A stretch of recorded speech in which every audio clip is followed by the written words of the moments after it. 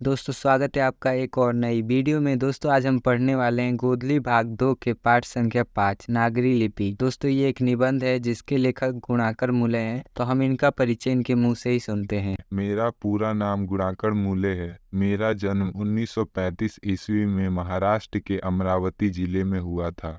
मैंने प्रारंभिक शिक्षाएं ग्रामीण प्रवेश मराठी भाषा में की है। मैंने गणित विषय में मैट्रिक से लेकर एमए तक की पढ़ाई की है। मेरी मृत्यु 2009 ईस्वी में हुई थी। मैंने 2500 से अधिक लेखों और 30 पुस्तकों का प्रकाशन किया है। मेरी प्रमुख रचनाएं अक्षरों की कहानी, भारत इतिहास और सांस्कृतिक, प्राचीन भारत के महान वैज्ञानिक, आधुनिक भारत के महान वैज्ञानिक, मेंडलीफ महान वैज्ञानिक, सौरमंडल, सूर्य, नेत्रलोक, भारतीय लिपियों की कहानी, अंतरिक्ष यात्रा, भारतीय विज्ञान की कहानियाँ, ब्रह्मांड परिचय इत्यादि रचनाएं लिखी हैं। मेरी सबसे प्रसिद्ध पुस्तक अक्षर कथा है। यह पाठ भारतीय लिपियों की कहानी पुस्तक से लिया गया है। इस पाठ में हमें पढ़ना है कि अक्षरों की खोज कैसे हुई, कब हुई, कैसे पता चला कि ऐसे क बनेगा,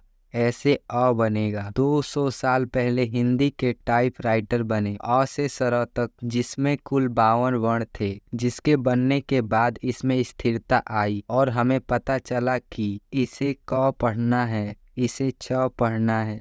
हिंदी, मराठी, नेपाली भाषा को देवनागरी लिपि में लिखा जाता है। बंगाल की भाषा बांग्ला को देवनागरी लिपि की बहन कहा जाता है। 200 साल पहले जब टाइपराइटर बने तो उन्हें देवनागरी लिपि में लिखा गया। सोचने की बात यह है कि उसे देवनागरी लिपि नाम कैसे मिला। इस प्रश्न का सटीक जवाब किसी के पास नहीं है। कुछ लोगों का कहना है कि गुजरात के नागर ब्राह्मणों ने इस लिपि का उपयोग किया था, इसलिए इसका नाम देवनागरी रखा गया है। जबकि वहीं कुछ लोगों का मानना है कि इस लिपि का पहला प्रयोग काशी में किया गया था।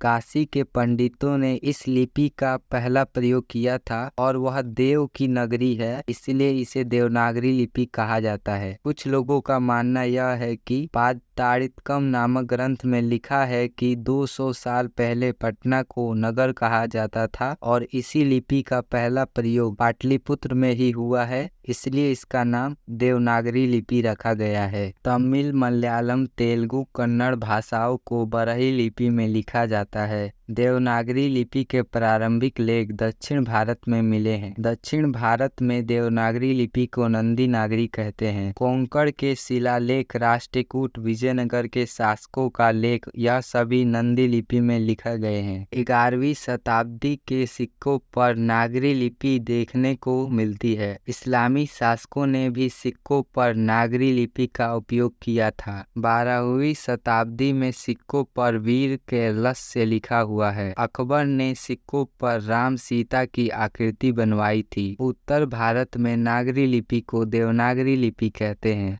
8वीं 9वीं सदी तक नागरी लिपि पूरे देश में फैल गई थी। 14वीं 15वीं सदी के विजयनगर के शासकों ने नागरी लिपि को नंदी नागरी कहा है। हिंदी के आदि कवि सरहपाद हैं और इन्होंने दोहा कोश की रचना की है। कर्नाटक में एक जगह है श्रवणबेलागोल में गोमटेश्वर का भव्य पुतला खड़ा है। गुर्जर प्रतिहार विदेश से भारत आए थे और अवंती प्रदेश में इन्होंने अपना शासन खड़ा किया और बाद में कनौज पर भी आक्रमण कर उस पर अपना अधिकार किया था। दोस्तों ये पाठ खत्म हुआ। अब आपको इसका ऑब्जेक्टिव टेस्ट और सब्जेक्टिव टेस्ट लगा लेना है। दोस्तों लिंक डिस्क्रिप्शन में मैंने दे दी है। और दोस्तों वीडियो अच्छी लगी तो एक वीडियो को लाइक करें, चैनल को सब्सक्राइब करें। Thank you for watching.